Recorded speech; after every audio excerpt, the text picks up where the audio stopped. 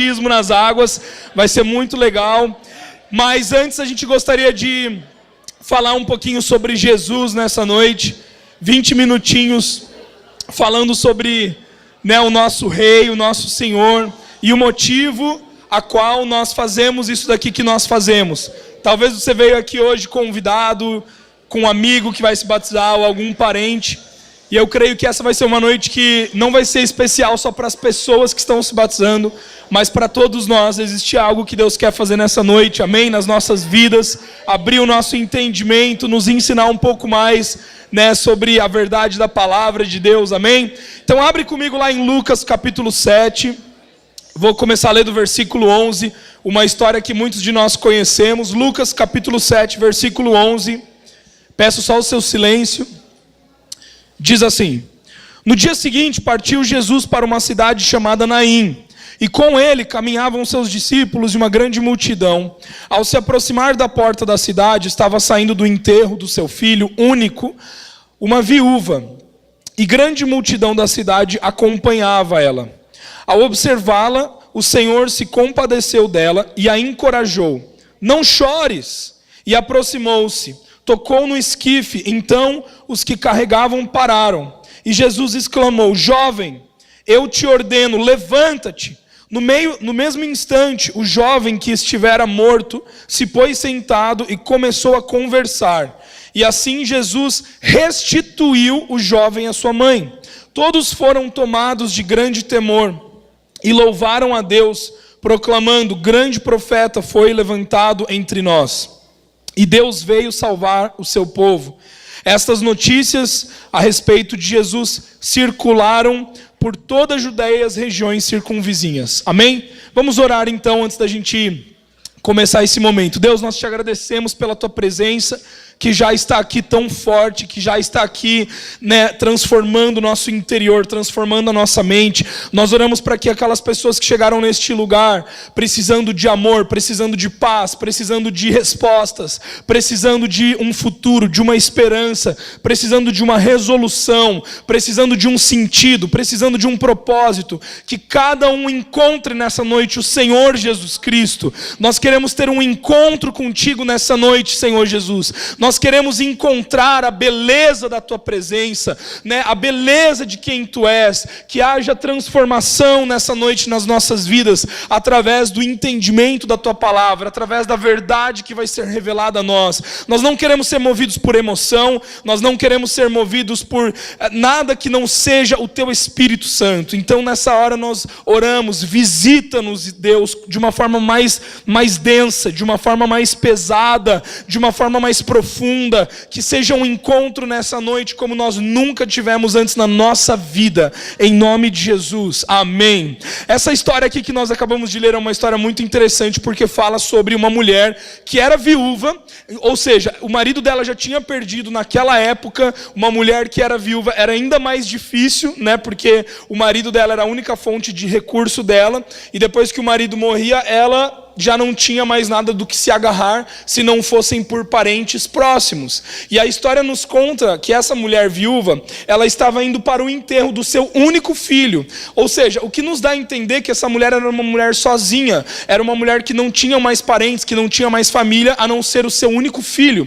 E é muito engraçado porque ela está caminhando para o enterro do seu filho, e eu imagino uma procissão atrás dela, A Bíblia nos relata que havia uma multidão da cidade que acompanhava essa mulher. Então eu imagino uma multidão triste, uma multidão cansada, uma multidão desesperançosa. Essa mulher provavelmente estava pensando: agora eu não tenho mais futuro, eu não tenho mais propósito em vida, não tem mais sentido para mim. E é muito interessante quando existe uma colisão espiritual entre essas duas multidões. Uma multidão que carregava morte, uma multidão que carregava, de fato ali um defunto, que carregava desesperança, que carregava falta de futuro, falta de perspectiva, se encontra com uma multidão que está vindo com Jesus, uma multidão que estava presenciando milagres, uma multidão que estava presenciando curas, que estava presenciando o mover de Deus. E olha que interessante, a colisão dessas duas multidões, quando essas duas multidões se encontram, quando Jesus encontra essa mulher, essa viúva, e essa multidão de luto, existe uma transformação que acontece, existe uma mudança que acontece, né? E Jesus ele chega e ele diz assim, o que aconteceu? Ele começa a observar, e quando ele vê aquela situação de luto, prontamente, Jesus ele vai lá, ele toca no esquife, né, que era um material que era usado para levar o corpo, né, do defunto, e ele toca nisso, parando, chocando toda aquela multidão. Então aquela multidão para, e Jesus ele diz para aquele jovem, levanta-te e anda. E a Bíblia nos diz aqui de uma forma muito interessante, Jesus dizendo assim, que ele restituiu o jovem, o filho, a essa mãe. Jesus ele trouxe restituição a essa mãe que havia perdido o seu filho. Então, num minuto antes, essa mãe estava sem esperança, estava completamente afundada no choro, na tristeza, no luto, de fato.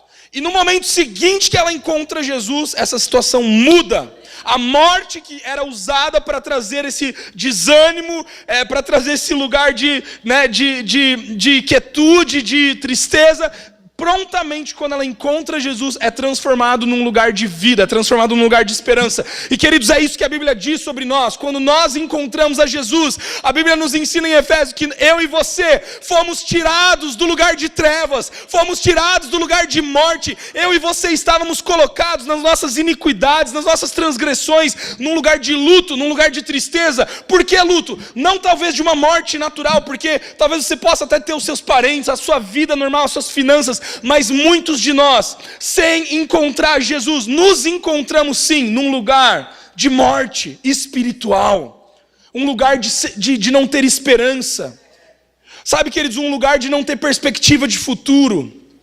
Você pode ter tudo planejado, você pode ter ali, né, a sua faculdade, aonde você vai trabalhar, você pode planejar como que você vai constituir a sua família, você pode planejar as viagens que você vai fazer, o carro que você vai comprar, todas as coisas, mas de uma coisa você não pode planejar: o que acontecerá quando você morrer. Você não pode planejar o dia da sua morte. Alguém aqui diz assim, não, no dia 30 de abril de 2050 eu terei um câncer e morrerei nesse dia. Alguém aqui tem o poder de planejar a sua morte dessa forma? Alguém aqui tem o poder de dizer exatamente o que acontecerá depois da sua morte? Nenhum de nós.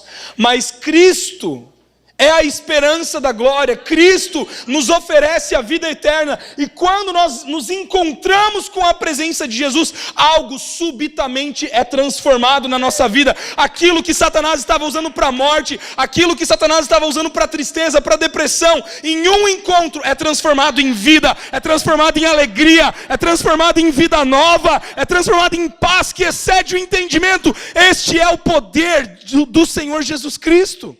Esse é o poder do Evangelho. Esse é o poder que nós encontramos na palavra. Queridos, Jesus não é mais uma figura que nós precisamos colocar na nossa parede. Jesus não é mais um adesivo que nós devemos colocar no nosso carro. Jesus não é mais uma religião. Jesus é um Deus, Jesus é uma pessoa. E quando nós conhecemos a pessoa de Jesus, existe uma transformação de dentro para fora. Nós não conseguimos mais continuar os mesmos. Eu não consigo mais continuar tratando a minha esposa da mesma forma que eu tratava, porque quando eu encontro Jesus, eu passo da morte para a vida. Não tem mais como eu me comportar como morto. Não tem mais como eu ser, né, The Walking Dead. Se eu encontrei a presença de Jesus, eu passo a viver. Eu ganhei a cura. Não tem mais como os meus comportamentos refletirem morte. Não tem mais como a minha vida cheirar a morte quando eu encontro Jesus. Mas a pergunta que eu quero te fazer hoje é, e talvez você tenha feito essa pergunta muitas vezes, talvez você até tenha criticado muitas pessoas com esse mesmo entendimento. Tá, beleza, Deus é legal, Jesus é muito legal, já entendi que isso pode transformar a minha vida, só que uma das coisas que eu mais tenho raiva é o fato de que muitas pessoas levantam essa bandeira e ainda assim os seus comportamentos continuam sendo comportamentos de morte. As suas palavras ainda assim continuam sendo palavras de morte. Parece que nada mudou. Parece que fala e não existe transformação, não existe mudança. Eu queria que você fosse comigo rapidamente. Gente, eu estou falando muito rápido porque eu não tenho muito tempo, tá? Queria que você fosse comigo no livro de Marcos agora.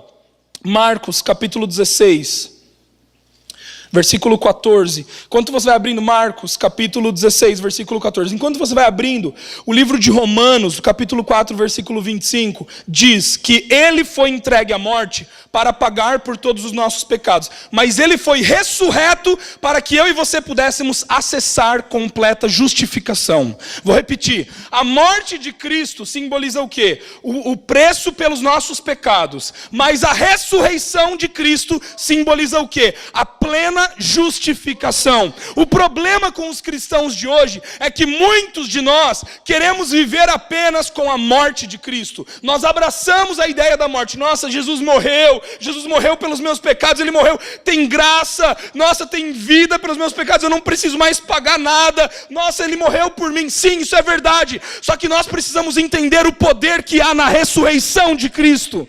Nós precisamos começar a viver como homens e mulheres ressurretos. Porque, queridos, muitas vezes nós entendemos a morte de Cristo, mas nós passamos a viver como homens e mulheres mortos. A gente não desfruta de uma vida que está para nós.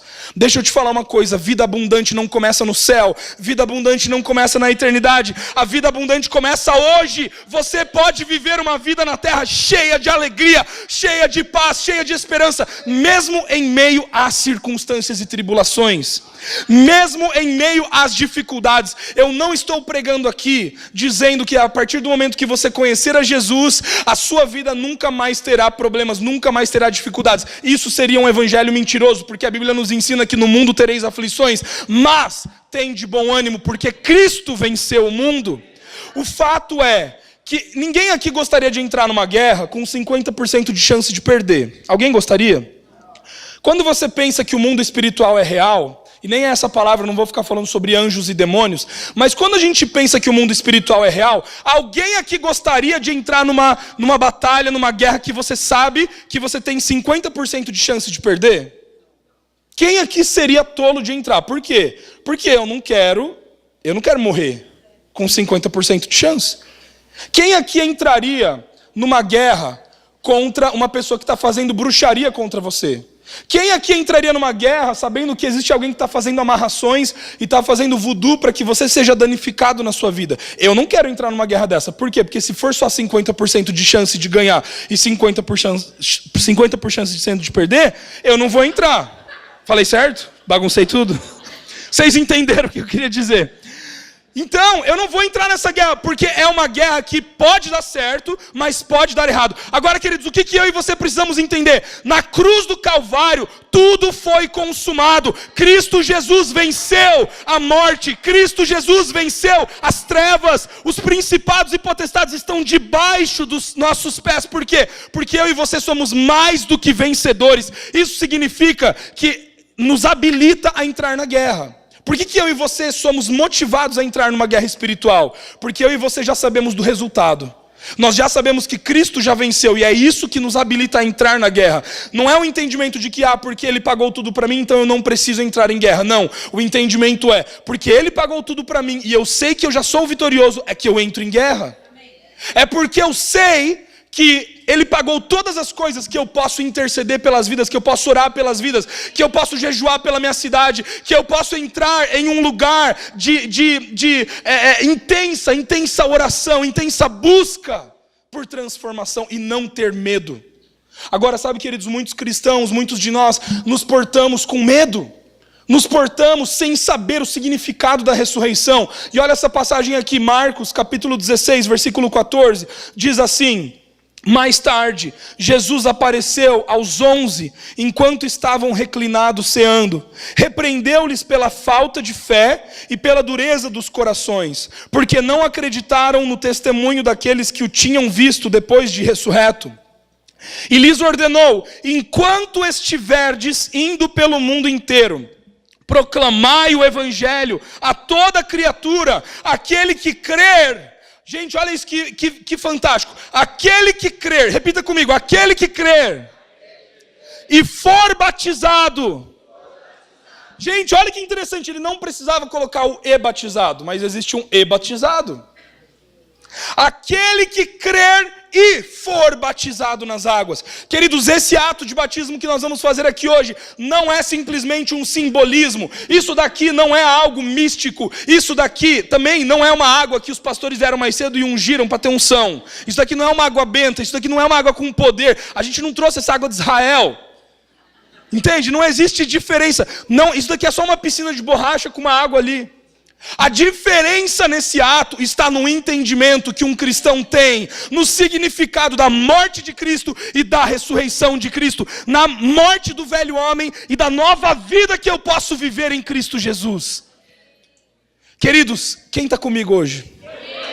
Quem aqui nessa noite diz, eu quero viver uma nova vida? Eu preciso viver uma nova vida. E, queridos, eu estou pregando essa palavra não só para aqueles que vão se batizar nessa noite. Eu quero dizer para você que já conhece Jesus, que já foi batizado talvez há algum tempo. Existe nova vida para você. Existe um novo de Deus. Existe um novo começo. Existe uma nova estação. As misericórdias do Senhor se renovam sobre as nossas vidas a cada manhã. E nós não podemos perder aquilo que Deus está fazendo entre nós. Nós não podemos perder aquilo que Deus quer fazer. E para isso nós precisamos ter uma mentalidade de ressurreição. Uma mentalidade de pessoas que vivem com entendimento. Então aquele que crer e for batizado será salvo. Todavia quem não crer será condenado. É muito interessante, né, isso daqui, esse versículo, porque ele está falando sobre a salvação. Nós sabemos que a salvação ela vem pela graça, através da fé, quando nós confessamos ao Senhor Jesus como nosso Senhor e Salvador. Mas a pergunta é, por que então que existe o mandamento do batismo nas águas? Por que você acha que Jesus deixou o ato de batizarmos nas águas? Você acha que era só para ter mais um ritual litúrgico, religioso? Você realmente acha que Jesus ele comandou o batismo nas águas só para que fosse uma coisa bonitinha, a mais que a gente tem que fazer na igreja? Queridos, nada que nós fazemos pode ser involuntariamente, deve ser por ignorância. Nada do que nós fazemos em Deus deve ser porque a gente está sendo forçado a fazer. Deixa eu te falar uma coisa, o batismo nas águas é muito mais do que um mergulho. O batismo nas águas é muito mais do que um dia especial onde os seus familiares vêm para ver. O batismo nas águas é uma decisão de vida. O batismo nas águas é algo que nos traz à memória. Eu quero que você pense, eu estou vendo muitas pessoas aqui, né, que há muito tempo já se batizaram nas águas. Eu quero que você pense no dia em que você desceu as águas do batismo. Sabe por que isso precisa te trazer esperança? Por que isso precisa te trazer ousadia e força? Porque muitas vezes nós acabamos nos esquecendo de viver uma vida na ressurreição de Cristo. Queridos, a vida da ressurreição, ela te dá autoridade. Ela te dá poder, ela te dá força. E não é uma autoridade falsa. Não é uma autoridade manipulada. É a autoridade pelo Espírito de Deus. Vamos continuar essa passagem, olha o que ele diz lá. Então todo aquele que crer e for batizado, este será salvo. E estes sinais acompanharão os que creem. Estes sinais acompanharão os discípulos? Não. Estes sinais acompanharão só os pastores? Não. Estes sinais acompanharão só os bispos? Não. Estes sinais acompanharão só o Papa? Não. Não tem a ver com posição. Entenda isso. Carregar os sinais da cruz, carregar os sinais de Cristo, não tem a ver com você ser bonzinho o suficiente para carregar isso.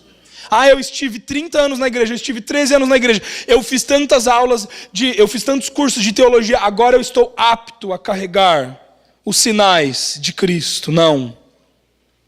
A Bíblia nos ensina, aquele que crer. Repita comigo, aquele que crer. Você vê que a crença não é apenas para a salvação. Aquele que crê em Cristo não recebe apenas a salvação de graça. Aquele que crê em Cristo recebe o direito de viver como ressurreto. Recebe o direito de viver com a mesma autoridade que Cristo viveu na terra. E que autoridade é essa?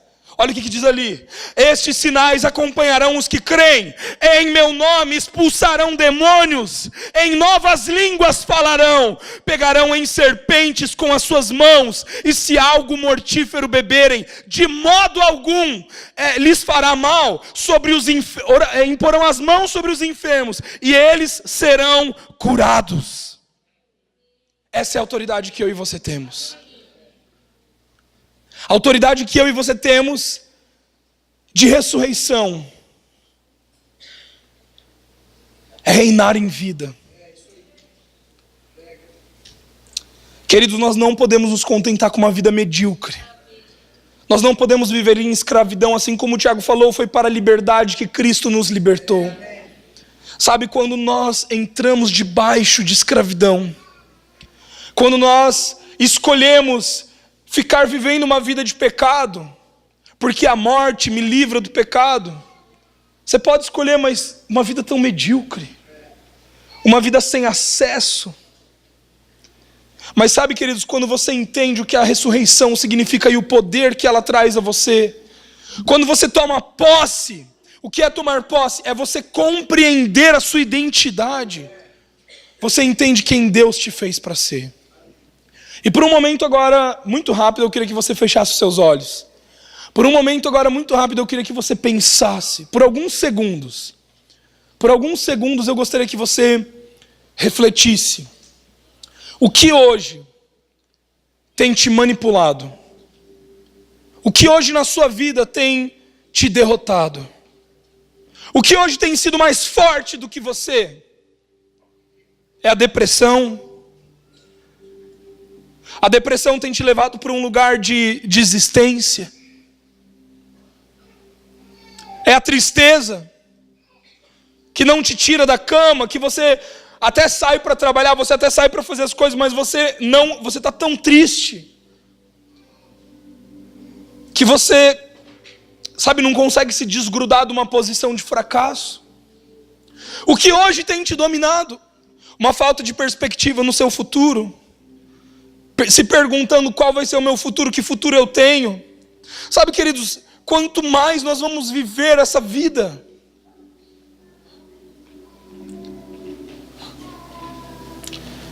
quanto mais você vai se conformar em viver algo medíocre. O que mais tem te dominado? Talvez alguns aqui tenham experimentado constante briga na sua casa, na sua família. Talvez constante desacordo no seu casamento. Talvez alguns aqui não tenham conseguido viver a plenitude de alegria, da paz, que ultrapassa o nosso entendimento. Eu quero que você pense agora, reflita um pouco. O que hoje está tentando tirar a tua paz? É a sua condição financeira? É o seu salário? É a empresa? São os seus negócios? São os seus estudos? O que hoje tem tirado a sua atenção de Cristo? O que hoje tem tirado os seus olhos de Cristo? O seu pecado? São os seus erros do passado, são os seus fracassos. O que hoje tem tirado a sua paz? O que hoje tem tirado a sua alegria, o amor de Deus? Sabe, eu sinto que talvez tenha algumas pessoas aqui que digam: tá, pastor, não está tirando, nada tira, eu creio em Cristo. Mas talvez a sua fé esteja sendo abalada, você está se sentindo muito abalado, você está se sentindo à beira, você sabe que você não vai desistir, mas você está tendo muita batalha constante na sua mente em desistir.